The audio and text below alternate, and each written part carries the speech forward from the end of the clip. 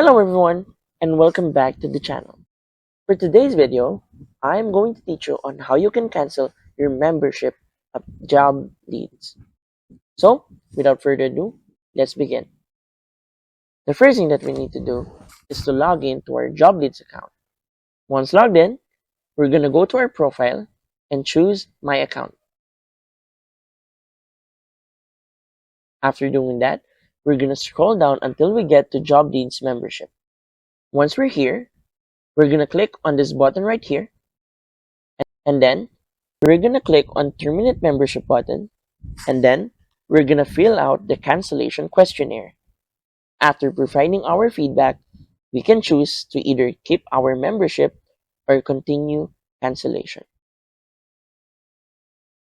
So we're going to click on Continue Cancellation, and that's it. So if you find this video helpful, please don't forget to click like, share, and subscribe to the channel for more helpful video tutorials. See you in the next video. Bye!